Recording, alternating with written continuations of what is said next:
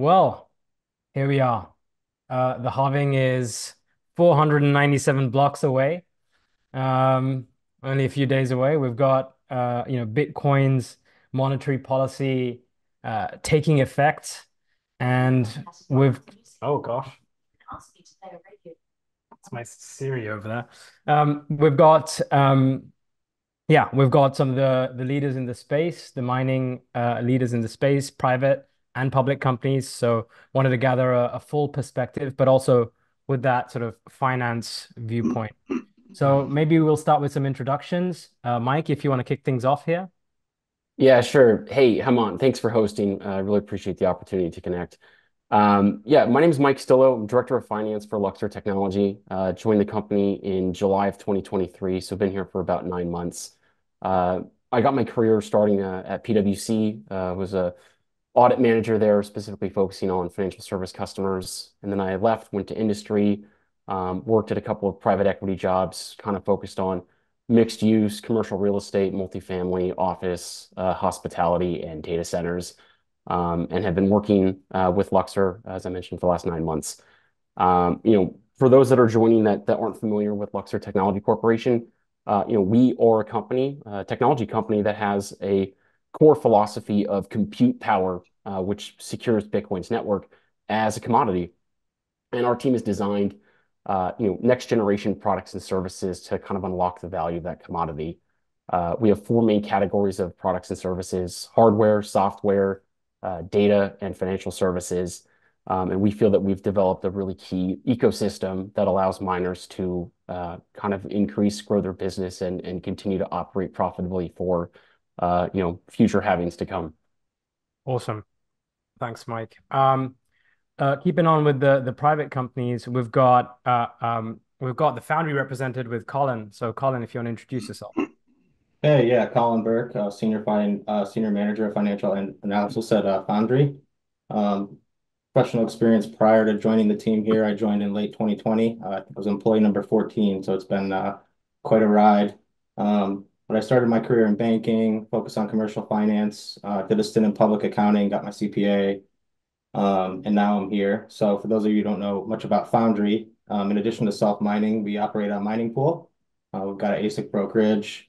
We do site operations, logistics, repair, staking, and more recently, we've started a program called Accelerate, which focuses on decentralized compute and AI. So we've got a handful of different business lines, which also makes us maybe a little bit different than a self-mining focused entity. Sure. All right. Gary, if you want to introduce yourself in Cleanspark. Yeah, sure. Gary Vecchiarelli, Chief Financial Officer at Cleanspark. I've been here since 2021. Originally from San Jose, California, Silicon Valley. And, like Collin and Mike, started my career out in public accounting, working for middle market firms. Back then it was called McGladger and Pullen, and then was recruited to help BDO open up their Las Vegas office. And then around 2011, moved over to work with publicly traded companies and started working with the capital markets and held several executive positions in industries such as pharmaceuticals and gaming and hospitality. Found my way to Bitcoin and never looked back. So Cleanspark is now one of the largest publicly traded miners. We have over 17 exahash operational in a number of locations.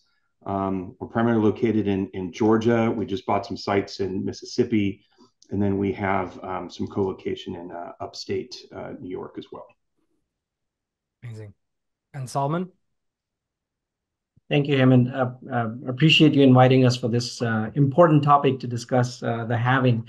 My background is very similar to the rest of the group. Spent a number of years in Big Four public accounting firms like PwC, Arthur Andersen, and EY, globally advising clients in the Middle East, national oil companies, and in the oil and gas industry. And then spent about 15 years working for oil industry, primarily large cap and mid cap. And along the way, got the opportunity to IPO or spin off division into a publicly traded company, and also establish a renewable energy business from scratch, raising a couple of $1 billion, focused on solar, wind, and geothermal. and energy side of the business. I ended up being a CFO, post that gig into a technology company focused on software as a service, e-commerce, and Marathon is like, feels like coming home to me. It's a great culmination of energy, infrastructure, and technology, and it all combines it together. It's a very exciting space to be in. Marathon is the largest publicly traded Bitcoin miner. We are truly a global company. We have operations here in the United States and North America and Latin America, and also in the EMEA region. And we continue to grow methodically and systematically, and very excited to be here. We view our business as not just Bitcoin mining, but beyond that. And we have a technology space presence that we announced some very exciting technologies over the last few weeks. And also we are focused on something called energy harvesting, in addition to the mainstream Bitcoin mining at a large scale, utility scale projects, if you like. All right, awesome. Well, let's dive into it. Okay, so the halving is coming up. People sort of layman sort of investors thinking about it as, well, okay, your revenues are cut in half. Does that mean that, what happens to your business, right? So how do you prepare for that? Unlike the fiat space, where monetary policy is very dynamic, in Bitcoin, the good thing is it's coming. So it's coming, but how do you prepare, especially from a finance point of view, from a treasury point of view?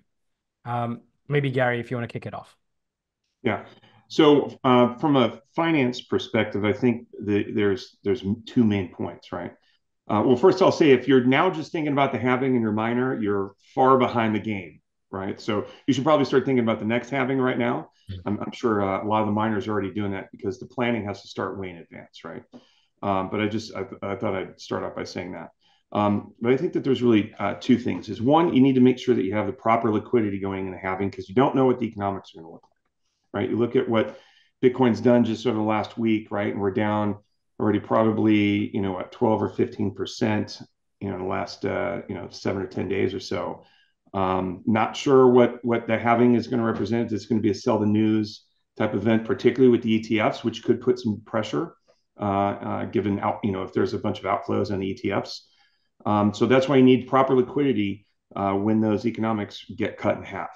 And the second thing that I would say is, you really need to have your KPIs and your metrics and your information dialed in. Because if you don't know what your costs are, particularly around your power costs and your overhead costs, you can easily go negative after the halving, right? And I know, as accounting and finance professionals, we need to make sure that we have the right software tools, and we have that communication with the operations teams to make sure that everyone's on the same page with when we should be running, when we shouldn't be, how we should be spending our dollars. Because here after the halving, we do expect some volatility, and there's a little bit of an unknown. But if you can dial in your expenses and know where you're spending money, that's going to help you analyze your mining operations a whole lot better. Cool. Salman, it seems like, it's a formula that everyone knows the inputs for, right? And you have to kind of do a balancing equation of how you model out with certain assumptions what's going to happen. What are the assumptions that you would take in going into the halving? And, what can you do? What is in your control? And how have you prepared for the halving this time at Marathon? That's a very loaded question. Appreciate you asking that, and I concur with Gary about planning ahead. This is history now, and companies should be talking about next 5 years or next 10 years. In terms of how companies prepare, listen, this is if you think about it from a traditional finance perspective, it's a scary thought to be in, that your revenues are going to be halved compared to what it used to be just a moment ago. And how do you prepare for that? And there are other similar industries, in the sense, I'll take the example of oil industry where I come from. It's a very resilient industry where oil prices are not controlled by producers or E&P companies. And it's controlled by macroeconomic conditions, demand and supply, and also perhaps OPEC and certain countries who can influence pricing. So E&P companies are price takers. What they can control, though, is execution of their capital. How do they deploy the capital? How efficient they are, and how, from a cost perspective, efficiently they operate their facilities. And so as an analogy, we can use similar concept in Bitcoin mining, where we're price takers. We don't control the Bitcoin price. We all believe Bitcoin price is going to rally from a long-term perspective, but there will be turbulence during this period of time. Demand and supply, ETFs coming into play. There are a bunch of unknowns there. History says that the pricing rally happens 6 months after halving. But only time will tell, because this time it's a little bit more unique because of the ETF situation. The price rally has already happened a bit, and the question is, how much is it going to continue from here? And then there are macro geopolitical situations, that some of the events that we witnessed over this weekend, that those are unknowns that could impact the whole thing. But going back to what can we control, there are many things that we can control other than what we can't.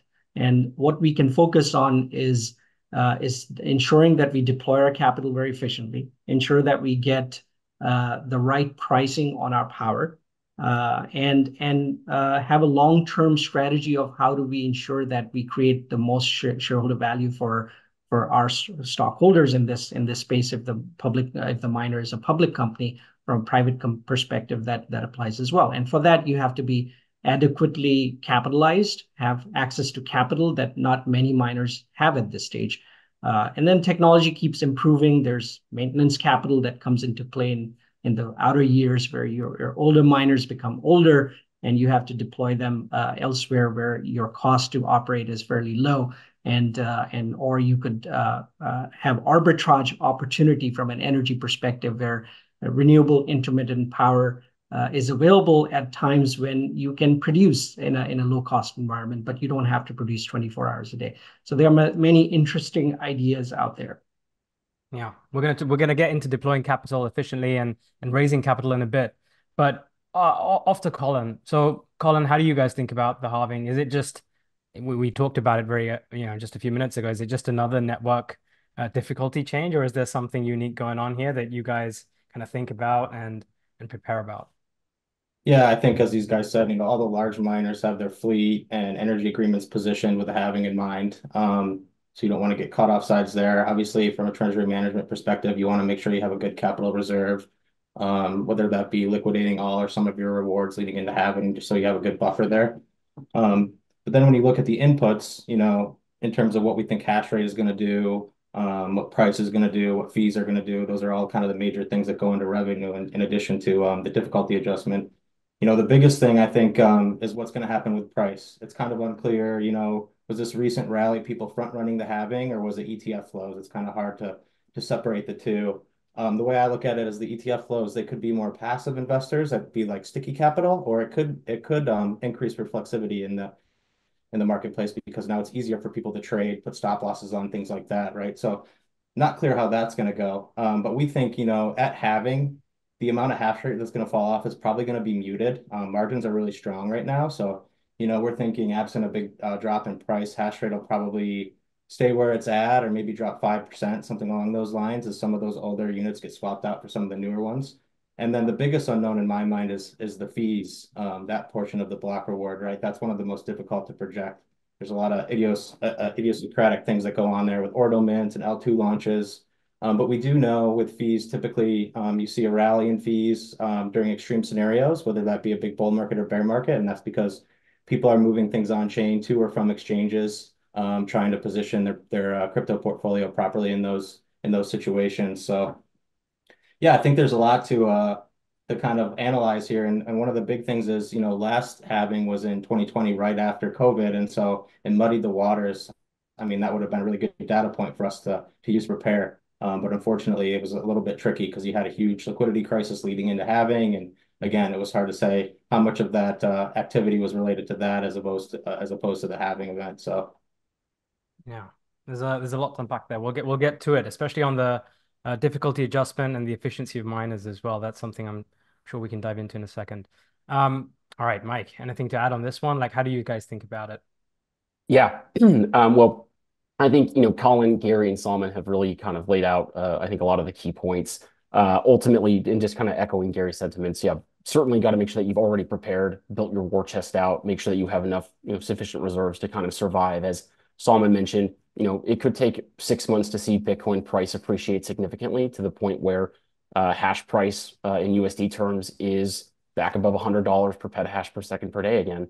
So, yeah, make sure you've built your war chest out, invest in efficiency, right? Luxor's base case for USD hash price is $60 per petahash per second per day.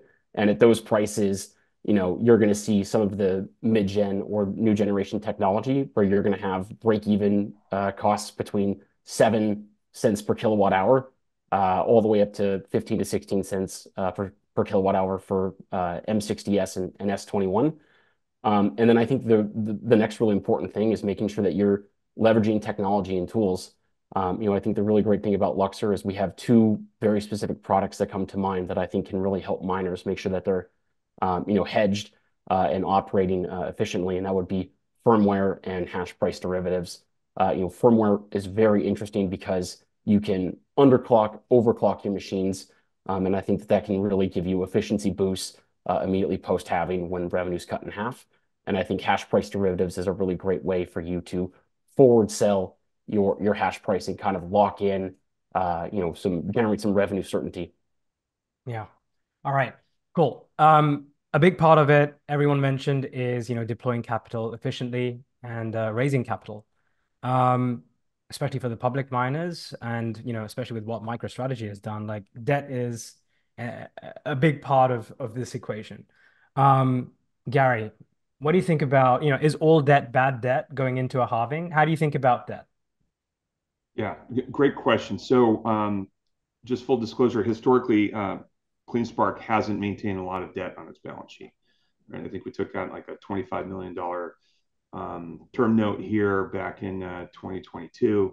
That's almost paid off. So we've really financed the company through equity. And I think that there's some good case studies in our industry where some businesses thought that Bitcoin can only go to the moon, stocks can only go up. And when Bitcoin did crash and you had black swan events such as FTX, it really put some stress on miners, and a few of them went into bankruptcy and had some restructuring go on. So when I step back and look at this, particularly since I come from different industries that are still very capex intense, I think that any leverage ratio, a debt to EBITDA ratio is going to be much lower in Bitcoin, while as long as its Bitcoin price is still volatile. And I do think that over some point during this bull market, we'll see the debt markets warm up a little bit, but there could be strict covenants on it. The cost of capital might be higher than other traditional businesses, so there's just some things to keep an eye on. But the most important thing is to make sure that you're running as efficiently as possible, which is a big recipe of things, right? It's what I said earlier. You got to watch your overhead. This other gentleman referenced having efficient machines and good power costs, which creates more margin. If you have more margin, you have more free cash flow to be able to service debt. So I really think that miners are going to have to watch that debt to EBITDA metric to make sure that they're able to service the debt. And I don't think, I come from industries where 4.5 to 5.5x is the norm, which to me would be crazy to put that type of leverage on a mining operation right now. But I do think that the debt ratios we'll have to watch will probably be much lower, maybe 1 to 1.5 to start. When it comes to are all debt instruments equal? They definitely are not, right? Right now, the traditional debt market's not open to miners unless it's in very small amounts. The convert market, we've seen some opportunities there, but there's some complexities that come along with converts. I do think that the bond market will open up, maybe with the baby bond market first, and I think that can be interesting. And then we'll see equipment financing come back into play.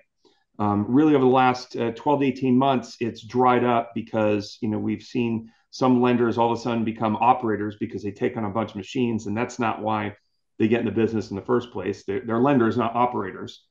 So they're forced between, okay, do we just sit on the machines, or, what do we restructure the loans or whatnot? So I do think that did spook a number of lenders. But after halving, I think that's going to warm up a little bit. And when the equipment financing does come back, I don't see it being 4 or 5 years. I see it being a much shorter amortization, maybe lower LTV percentages, because a lender's not going to want to come in 6 months before halving and do a 3-year note, right? There's just too much uncertainty there, unless the economics are just way off the charts. So that's kind of how I see the debt markets right now.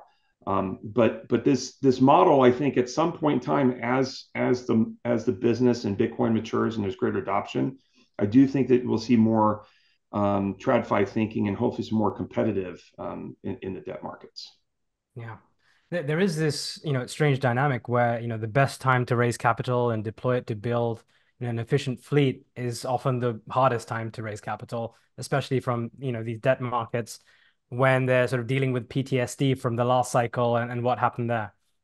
Salman, how do you think about that? How do you think about, the market seems, well, it's so funny how things change. The market seemed to like it a lot a few weeks ago.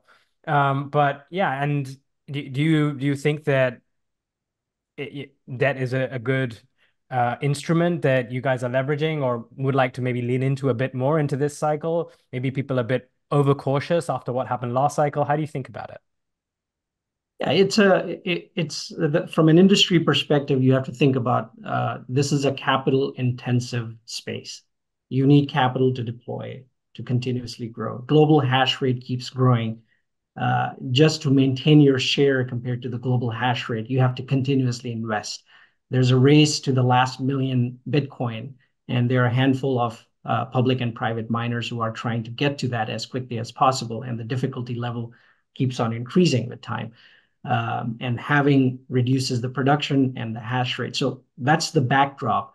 Now, how do you capitalize the company or in this industry? If you look at the larger miners or public miners, almost everyone, just a handful of the miners have something called ASR, or automatic shelf registration statement, through the SEC, which allows the companies to go out and file for ATMs and one of the lowest cost of capital source.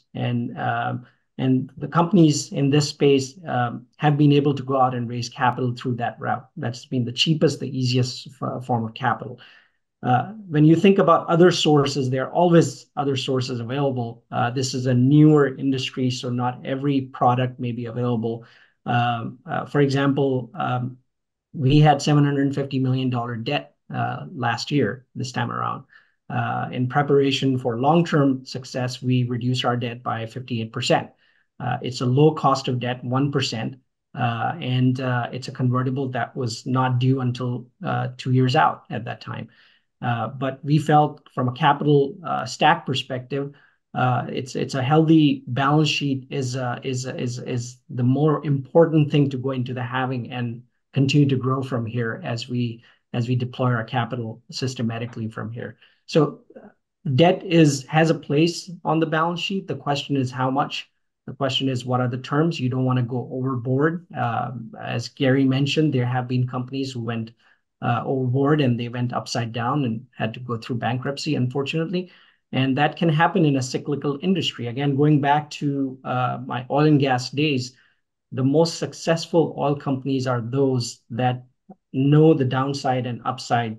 They can manage their balance sheet from the downside protection risk, and also be prepared to jump as the bull market is about to arrive.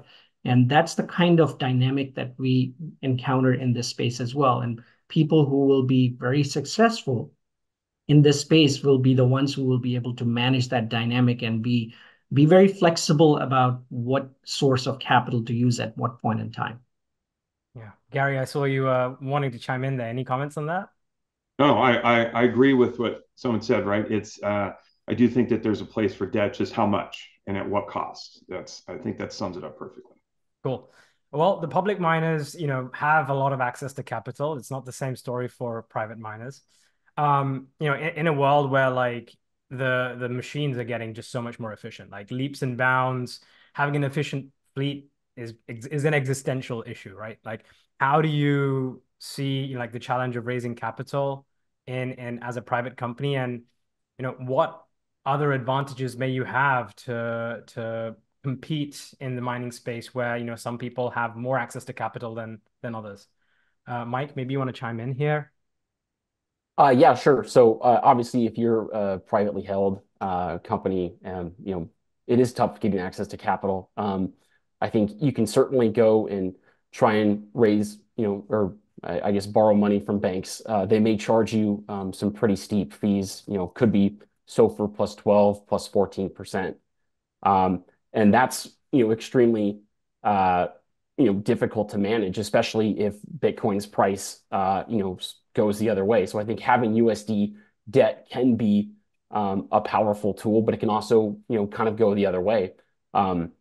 I think one of the interesting use cases that Luxor has kind of developed is we have this concept of hash price derivative, and we have this deliverable forward market, right? And so what a miner can do is they can come into our market and they can sell forward a portion of their hash rate production, and they can receive upfront Bitcoin as a result. And they can continue to basically use their existing operations to deliver that hash rate over a contract period, and then get that access to capital. And I think that they can get that at terms that are much more favorable than maybe they could get in kind of at market terms. And so I think it becomes this really interesting thing where you have upfront Bitcoin. How do you use that? Do you liquidate a portion to kind of finance your existing operations? Do you add it to your war chest and kind of have it reserved for a rainy day? Or can you use that to kind of deploy additional capital to acquire miners? And I think that kind of becomes a very interesting use case. Getting access to upfront Bitcoin and then using that to acquire some of the latest generation miners is a really powerful tool. Yeah. Collin, what do you think? How can private miners, stay relevant and competitive in this space? Yeah, I will say public miners obviously have a huge advantage with their access to capital, right? So I can't really necessarily say that private miners have an advantage in that regard. But going back to the subject of debt, I do think that appropriately priced debt or structured debt is not necessarily a bad thing, as these guys mentioned. I think you saw people get off sides previously where a lot of times the debt markets are open when ASIC prices are not necessarily the most attractive. And so I think people maybe got caught a little off guard last bull market by taking out debt to buy machines at prices that may or may not have made sense. So I think when you're looking at taking on debt, the way I like to think about it is look at your overall cost to produce the Bitcoin, including your debt service. So not only your energy costs, not your OpEx, those are included obviously, but then also putting in your principal and interest payments in there and seeing, okay, what's the total cost here to mine a Bitcoin across our fleet? Yeah. That being said too, I think that can be attractive for smaller miners. If they're cash flowing and they don't want to dilute shareholders, it's an interesting option for them, not necessarily for anybody on this panel, but for smaller miners that are getting started and have good cash flow and they want to keep their equity ownership up where it is without dilution. It's an interesting tool for them. For Foundry, what we've really done is we've got initial investment from our parent company, DCG. We went out and we deployed that into self-mining and various, business lines. And then we've really just been trying to bootstrap with our cash flow and reinvesting into our fleet and also into the other products and services that we offer. Yeah, amazing. How on that note, like what is the competitive advantage that a miner can have, right? Mining is an operational business. It's about, deploying fleets and generating and making Bitcoin. What can be done from a miner's point of view to gain a competitive advantage? Can it only ever be short term? What are the medium term things that can be done here? Maybe Salman, if you want to kick this one off. Yeah, that's a very good question, and it may differ depending on it's a public company versus a private company space. But the general theme I would say is access to capital is important in this space, and on top of that, having the most efficient miners and technology keeps on improving from here. So being at the top of edge of the technology so that you can squeeze the most out of the network and get the reward. That's going to be important. And then on the other hand, having a cost-effective model to produce your coin is another important aspect, and that's going to get very interesting with the halvings coming up and next couple of halvings, because as we go through this halving, next halving, the halving after, the Bitcoin reward keeps on reducing, and if the price does not catch up the way it has in the past, there will likely be a time where the cost to produce Bitcoin, the power cost that's available in the market today, it's going to become uneconomical at some point in time. And there's a race out there for people to find the right source of power purchase agreements. We're viewing this globally from a global perspective. Other companies are focused on geographies and specific locations. United States has been a focus area from a low cost of power perspective. But at some point in time, we have competition with, for example, AI industry and other industries who want to buy clean PPAs, for example, and they could afford to pay a lot more. For example, Amazon has been the largest PPA buyer over the last couple of years, and it continues to buy to feed its AWS side of business. And that kind of stuff, that's just one example. When you look at the AI space, very strong balance sheet, lots of cash, and they can afford to pay a lot more for the same power that Bitcoin miners are going to be competing over the next few years. So those are the things that come to mind in terms of looking at these are the bells and whistles that we can try and solve for. And as the miners who are able to solve for these problems will be the winners ultimately. And on the global expansion, was that primarily driven by, the search for great energy contracts, or was there other elements to the decision to going global? It's that and many other things. I mean, we view ourselves as a global company, so we want to operate globally. We have, for example, we established our operations in Abu Dhabi with the partnership with the Sovereign Wealth Fund there in the UAE, and we were able to deploy that very quickly in a matter of a few months. And it operates at the most challenging climatic conditions, if you like, 50 degrees C, ambient temperature, almost 100% humidity. And those miners just keep on operating without much intervention. So, the technology, we believe as a company, we have to be very innovative. It's a continuous process of improvement.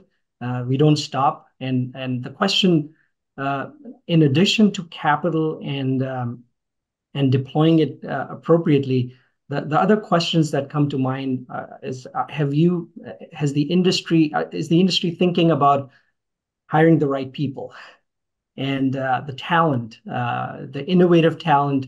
Are they thinking about these events that are considered negative per se, but there's always opportunities out there with these events? For example, we're looking at acquisitions. We announced 2 major acquisitions in the last quarter, and that's pretty significant from a megawatt perspective and transformative for our company. And those are the kind of things that the industry needs to think, having as an opportunity to grow from here and deploy your capital effectively and efficiently, rather than seeing that as a negative event. Yeah. It seems like a lot of people are predicting the mining market to become smaller and a lot more acquisitions to happen. Gary, you want to chime in here? Like, what do you think will happen on that front? But also on the previous question, like, what's the competitive advantage here? Yeah. So let me start with the kind of round off on the competitive advantage. I think, as Salman said, access to capital is the most important because obviously it's a very capital intensive industry, right? If you have access to capital and cheap capital, that means you have more resources. You have more resources. That means that you could be more innovative in what you're doing, and you could probably expedite timelines as opposed to if you didn't have those type of resources. And this all comes down to scale, right? Cleanspark has, was very active in the bear market and, cut some big deals for minor purchases, oftentimes setting the market low. And we would only be able to do that because we had the scale and we had the access to capital. So just want to round off that conversation. When it comes to the landscape of the number of miners out there, I think it's a really interesting industry because you have this halving event, which everyone knows is coming, right? And what's great about Bitcoin is it's all based on math and it's all decentralized and very transparent.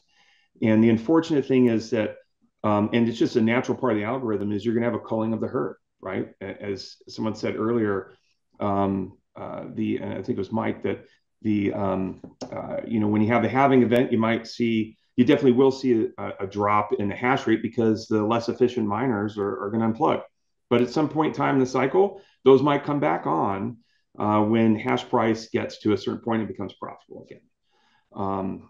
I'll tell you that there's a number of miners out there that are public that don't have access to capital or don't have the float in their stock to be able to use an ATM or issue equity, or don't have the balance sheet to take on even a little bit of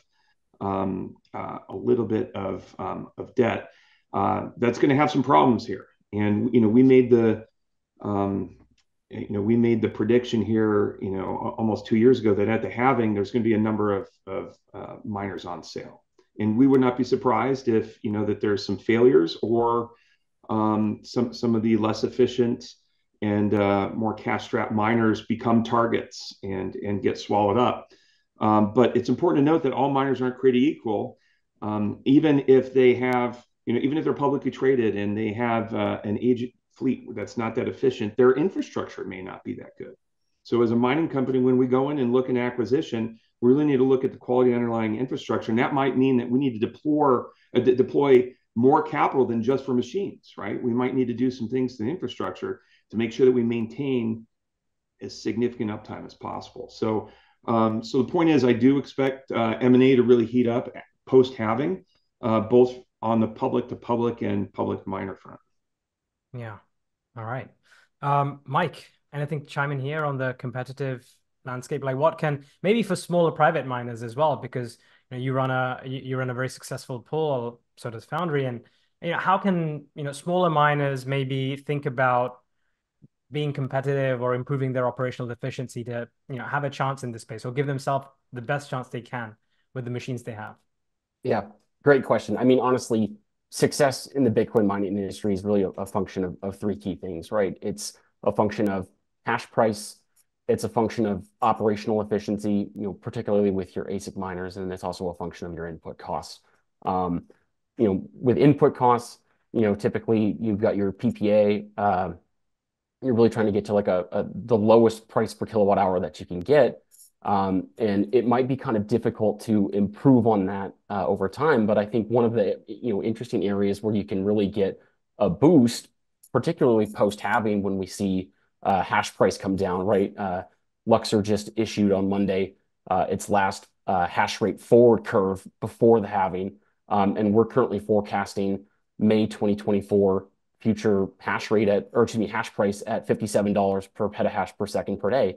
And so I think one of the key things in this particular environment is that you're going to have to try and get your efficiency up as high as possible. And so I think one of the really interesting things is firmware, right? Let's underclock our machines. Let's get an efficiency boost.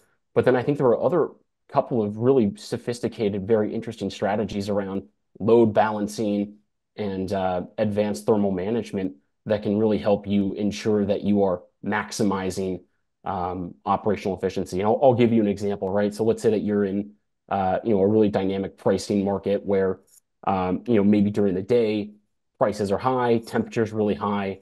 You don't want to necessarily run your machine at nameplate hash rate, and maybe if it's hot enough, even low power mode is very difficult to manage without shutting off and potentially damaging your miner.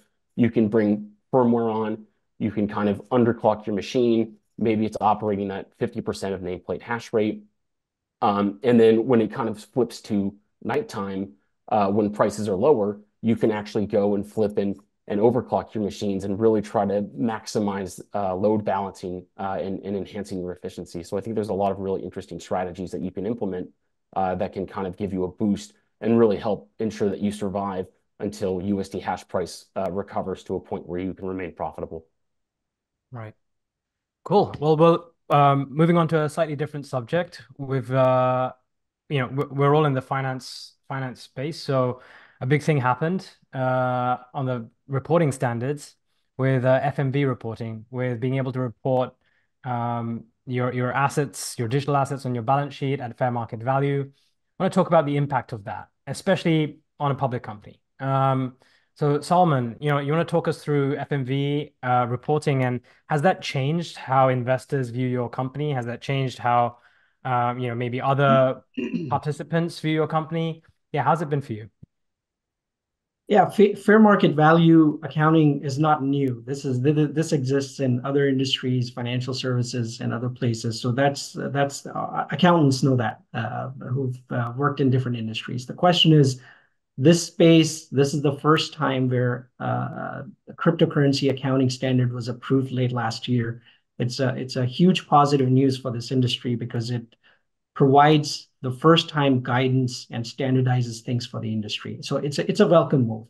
Uh, what it allows is for companies who want to buy Bitcoin and keep it on the balance sheet to opt for fair market value accounting and avoid the cumbersome historical accounting method that Bitcoin miners were using previously, which resulted in impairments and a mismatch between what the fair market value of the asset on the balance sheet was versus what the historical price was. So there was always that mismatch. Now investors can see as of this date what is the fair market value of the coin and how does that impact your P&L? Well, it flows through the P&L and it's the regular accounting method, law of the land, which is very good. Now, what that does, it not only streamlines accounting for preparers in the US for public preparers, but also it allows investors to have a standardized view on how things look like across the company. So, for example, a company owning like Marathon owns more than 17,000 coins on its balance sheet. Just a change in $10,000 price can result in hundreds of millions of dollars of swing on or gain or loss on the P&L, and it flows through the EBITDA, which is humongous, right? So it reflects on the value that the company has decided to hold on its balance sheet as a store of value, and the upside that the company is experiencing as a result of the price escalation. Last year, Bitcoin was up 150%. So far, Bitcoin is up close to 50%, despite all the noise over the weekend that we saw, geopolitical risks, all that stuff. Gold, on the other hand, has been single digit last year and not that far away from there. So you've got, and then equities have been up about 8%, S&P 500 this year. So when you think about it from an investor and a user perspective, and also regulatory from an SEC perspective, you want to be able to see companies across the board following similar rules and showing the results flowing through the P&L and the balance sheet. And that, I think that's a very attractive phenomena. It will likely result in more companies adopting or buying Bitcoin and holding as an investment on their balance sheet. Yet to happen. It will happen gradually. It will also result in institutional investors with the ETFs being approved, BlackRock, Fidelity, and others joining the Bitcoin bandwagon. It's going to help the cause of adoption across the board from traditional sense. Yeah.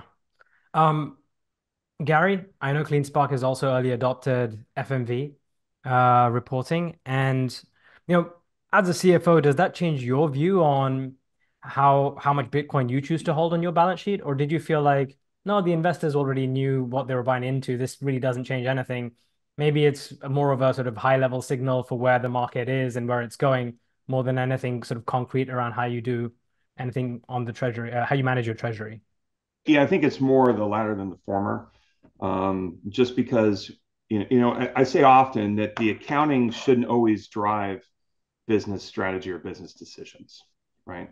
And in this case, I think it was a huge win, primarily for investors, because it makes financial statements more useful. I mean, the impairment model and the fact that the SEC had taken this position that needed to be an intangible asset just did not make a lot of sense. In fact, it was rather punitive.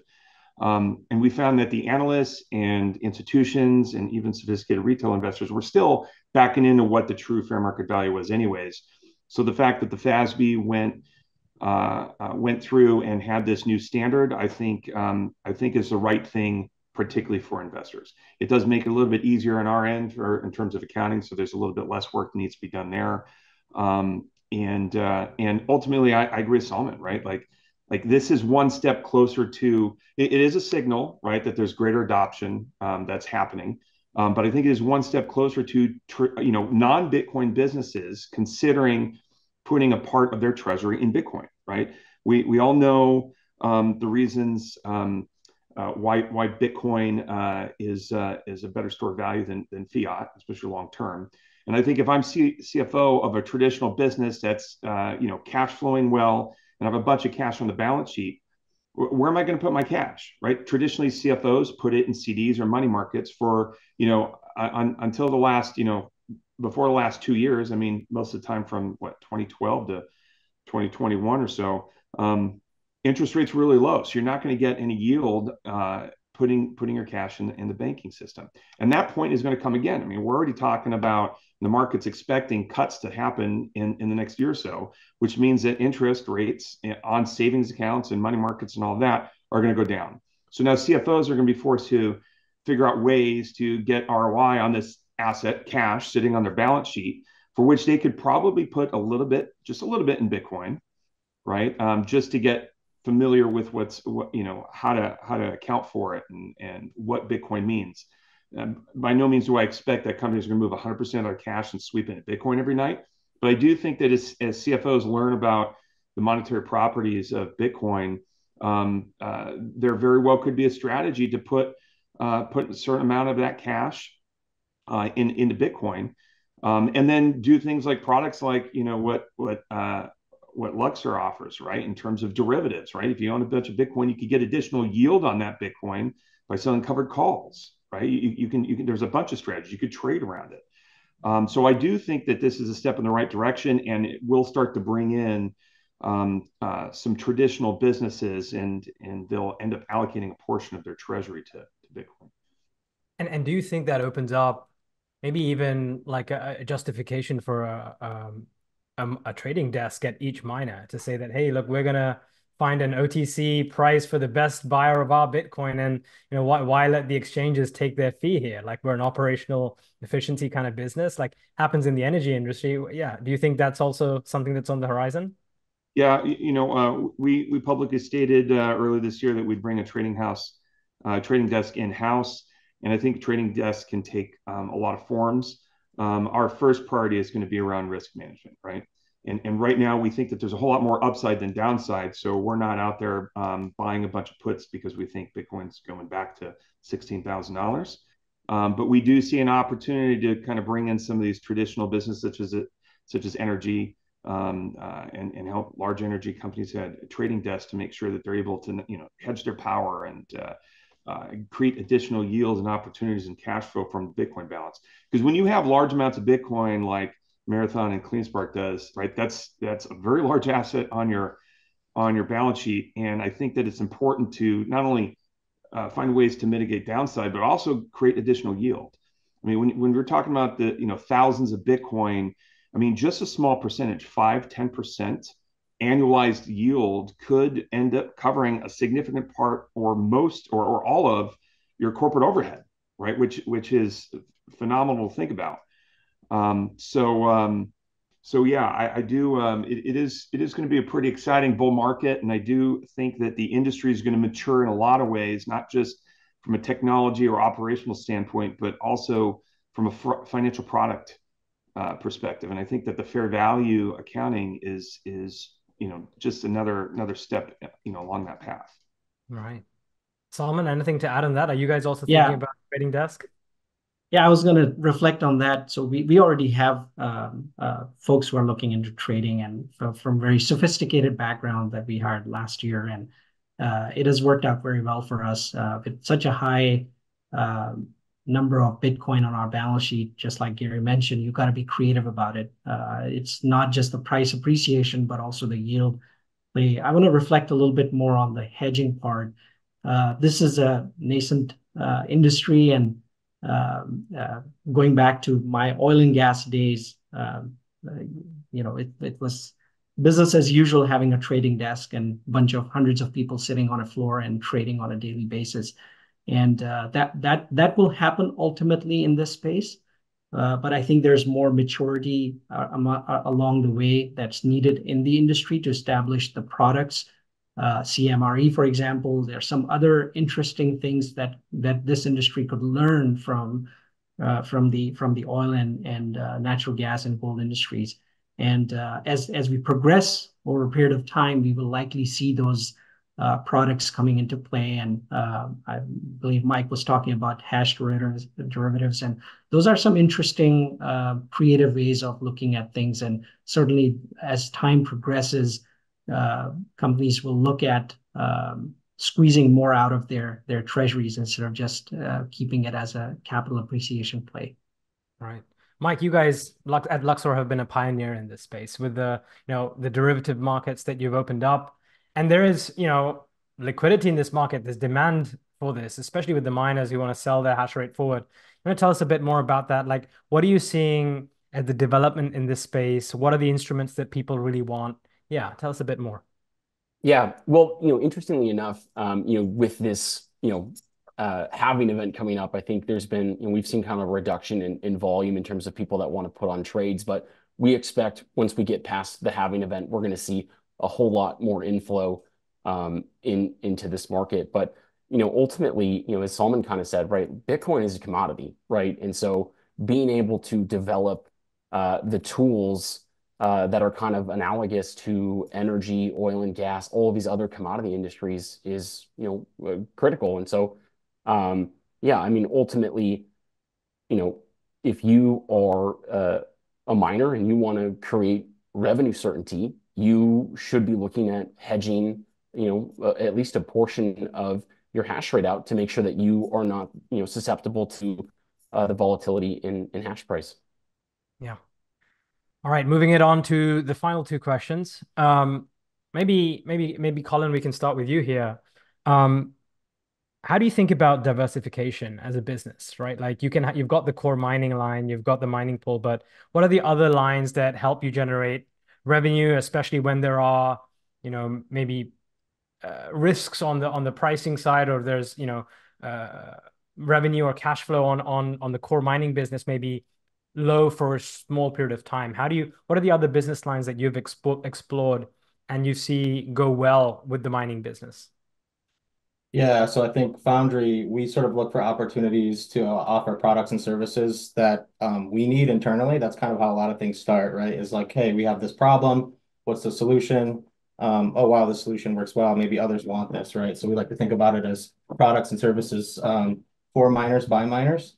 And the way that I kind of look at diversifying your revenue streams is that a lot of these other services and products, their revenue will grow as hash rate grows, right? As people are putting money into infrastructure and buying new equipment. And as hash rate grows, then obviously all things being equal, the mining revenue will shrink as long as you're not growing with that the market. And so it provides a natural kind of unique hedge, I think, for a company. So if you can diversify and have products that are really infrastructure based and will grow revenue in an environment where hash rate is growing, I think it's a really unique opportunity to basically reduce some of the volatility in cash flow and kind of help manage some of the volatility in the self-mining business unit. So that's really how we think about that. Excellent. Salman, I know you guys have got, almost kind of mini venture kind of innovation labs going on inside of Marathon. You want to tell us a bit about, the different areas that you guys are exploring? Yeah, diversification is key, as Collin mentioned. We believe in energize, optimize, and diversify. Those are the three things that we live by. And we energize our sites, and then when we acquire them, we put them together, we optimize them. And then the third thing is the diversification piece. And some of the things that we publicly talked about recently, For example, Collin was talking about transaction fee. What the future of Bitcoin mining as the reward comes down or becomes half every 4 years, the transaction fee will likely catch up. And as this becomes, I would call this the internet of the 90s, where you are in the dial-up mode right now, and the L1s is in that situation. You go to L2, and then you've got Web3 and other things.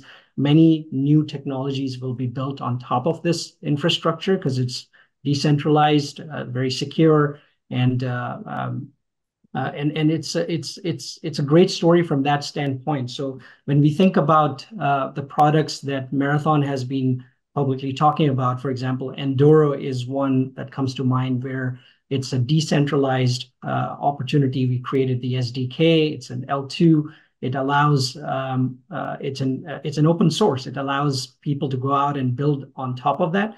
What that will result is it will improve the industry-wide transaction fee. So it's not just driven towards us. It's establishing the industry and helping the industry grow from here. So that's one aspect of it.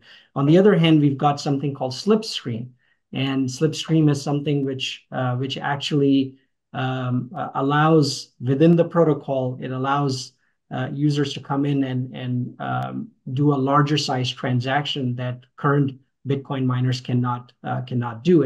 And one of the reasons why we're able to do this, again, talking about competitive advantage that Marathon has, is that we have our own firmware, we have our own pool, and it allows us to do these kind of technological innovations. And it allows things like NFTs and other bigger ticket items to be processed on this network that has gone into Ether or other technologies. So you don't have to go into other technology. And then there are many other things, like we launched our two-phase immersion technology fairly recently that improves the technology significantly, reduces power costs, improves the heat capture, and an opportunity to monetize the heat capture that could actually reduce your costs. So think about those miners taking that heat that they're generating. About 95% of the power cost that goes into these ASIC miners is converted into heat. So if you can take that heat and convert that for revenue purposes, like heating homes, pools, hotels, commercial properties, you name it, and then there are many other uses for example, we did a shrimp farm through the heat capture, and that pilot went very well. So there are many innovative things that are going on in this space that will result in creating significant value that's not on the P&L right now. It's not showing on the balance sheet. It's not showing on the P&L. And we have some very smart people who are innovating on a daily basis and creating some very exciting things. Cool. I've just spotted the time, and maybe it's time to go to the last question here. A lot of people talk about, vertical integration into the energy industry, right? People see that as kind of an inevitable end game for the mining industry. How do you view that? And how far out do you think this is? Like, are we talking next halving? Are we talking next year? Are we talking, 10 years away? So how do you view this? Maybe Collin, if you want to kick this one off. Yeah, sure. I think, we've seen over the past several years, energy companies kind of getting interested in monetizing their energy using Bitcoin mining. I think there's a little bit of a barrier to entry for them in terms of they don't necessarily want to be a crypto company. They're not crypto native. They may not fully understand it. But I think once they realize that you can kind of abstract away a lot of that complexity, it makes a lot of sense. I think a lot of energy producers, they can't necessarily turn a dial and ramp up energy and ramp down energy perfectly managed demand. So what that means is there's a lot of excess energy getting created that's not monetized.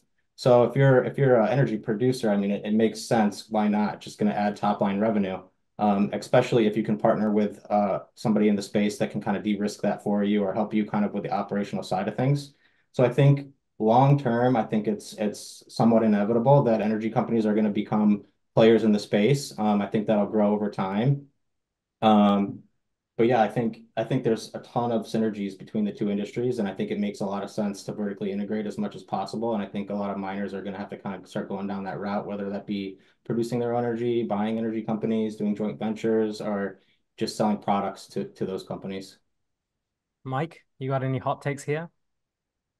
Yeah, I mean, honestly, a personal view of mine. We talked about the three things that miners need to manage hash price, efficiency, and input costs. And I think that there's kind of a limitation to how low certain Bitcoin miners can get their input costs. And so obviously, I think it makes a lot of sense for energy companies that have access to power that can keep their costs very low to enter into this space.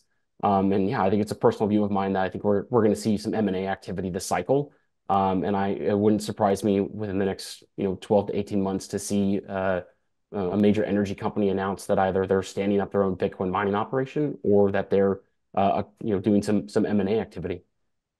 12 to 18 months. Gary, what do you think?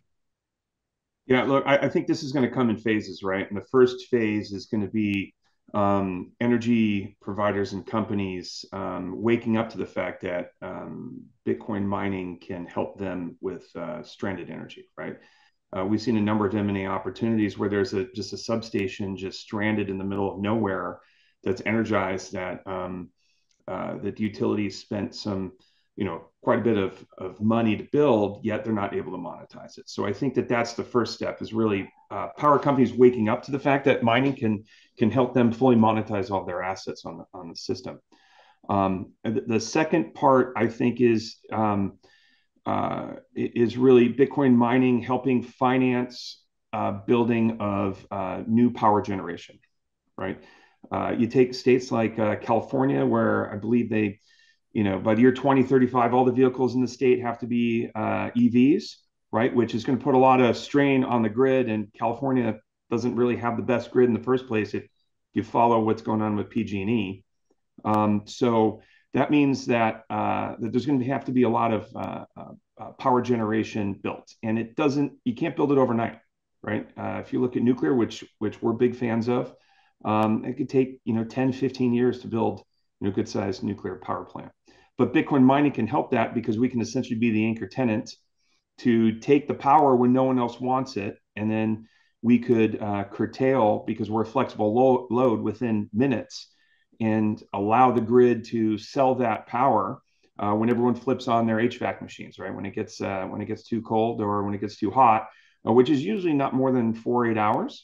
And then we can come right back on and continue to take the power, and utilities don't need to drive it into the ground or turn off their generators at all. So I think that by balancing that load, we'll be able to provide a constant stream of revenue to these to power generation facilities, which will then allow them to have greater certainty on how they can service the debt, right? Because these most likely are going to be built with bonds or some sort of debt, and knowing that you have the Bitcoin miners to take the offtake when no one else wants it, I think that's going to be great. When it comes to full, vertical integration and utilities or power companies buying miners, that might happen. I don't see that in the immediate future. I do think that there's regulatory considerations, and no market is the same, right? They have profitability restrictions in some markets, which then it's like, okay, well, if utility owns it, what happens? How's the profits get allocated on Bitcoin mining, and how does that affect the power prices, which hopefully will drive it down? But I do think that as adoption of Bitcoin grows and the benefits of Bitcoin mining ends up being realized to those on the traditional power side, we're going to see the whole space evolve. And the miners will probably evolve with that. Maybe miners end up buying their own generation, and we end up taking it off 100%. That's very likely too. But again, miners are going to be forced between, do we deploy capital towards getting our own power generation, or are we better off just deploying capital towards infrastructure that has access to good price power and deploying rigs? I mean, that's the billion-dollar question. Wow, that's it's an interesting journey ahead. Um, Salman, we're gonna wrap this up with you, and maybe on this note as well. It seems like there's a very good argument for energy companies to think about phasing in Bitcoin mining especially with stranded energy, and then going ahead from there, as Gary mentioned, even if they don't believe in Bitcoin, right? The economics just kind of add up. Do you think that it will take, a bunch of energy companies believing in Bitcoin, having that sort of orange pill moment like Larry Fink seems to have had in the last, whatever, 18 months or so, before they're going to start, going on this journey? Or do you think that, hey, it's just going to be sold on performance, and there's the heart brewed facts of what they can do with the stranded energy is going to force them to think about this, as no other industry can provide a solution to this? So yeah, how do you think Yeah. about it? Yeah, so let me try to answer the first question really quickly, and the second one. Firstly, we're already an extension of energy industry.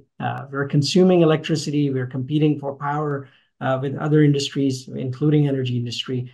The grids are not balanced as of now, as Gary mentioned, and there's a lot of intermittent power out there with solar, wind, which wind doesn't blow every time, all 24 hours a day, and sun shines during a certain period of time, and then it sunsets. There are battery technologies where you can store power, but those batteries are very expensive and capital intensive. And although prices have come down over the years, but they drain very quickly. Coming from a commercial perspective, 4 hours maximum, and then you drain out, and you don't have that capability. So where Bitcoin miners have been acting as an energy arbitrage has been a better play than the batteries, because energy companies or the grid doesn't need to invest in the infrastructure, and they can actually rely on for example, in the ERCOT region, many Bitcoin miners operate in that region, and they are very successful in curtailing very quickly as the power needs change during the evening as the peak time comes in. Storms happen, families need power, they need the home to be warm, and Bitcoin miners go out and shut down so that people can sleep well and kids can be warm and have a warm meal at the home, right? So those are the things that I believe we are already there from an energy perspective as an extension from the industry. In terms of energy industry overall, look, that industry is capital intensive as well. And when we talk about energy, there's oil and gas, and there's utility type. Utilities don't move that quick. They're very slow movers, and their cost of capital is very low, and their focus is very different from what Bitcoin. But Bitcoin miners are very resilient. They sort of demonstrate similar things as oil industry from pricing and commodity price perspective. At some point in time, there will be a marriage. That's our belief. But slowly and gradually, we are already there. The heat capture that we were talking about, the stranded energy that we talked about, and also something called, we piloted this landfill project, and that resulted in capturing methane, which is 80 times more harmful than carbon. And that was very successful in the sense. So there's so many energy place arbitrage opportunities and low-hanging fruits that this space and industry will see an evolution, and it will come closer to that over the next few years. Difficult to quantify if it's 18 months to 5 years or 10 years. It's only time will tell. Sure. All right. Well, we're 10 minutes over, so thank you so much for your extra time there. I know that we haven't had a chance to do Q&A, but hopefully this conversation was really helpful to people listening. If you're a finance person working in the crypto industry, Bitcoin industry, working on mining, if you have a question, feel free to send it to us, or send it to me if you want, Hemant, Hemant @cryptio.co. I'm sure I'll find the answers and get them to you. But we've also got a community for finance managers and finance folks in Bitcoin and the crypto space. So if you want to join that, go to our website, cryptio.co, and you can join that, and you can chat to other like-minded folks and talk about how to manage finances at a Bitcoin company. Thank you so much to all our panelists. It's been great, and I'm sure we'll see you very soon. Happy halving. Thank you. Thanks everyone. Thanks for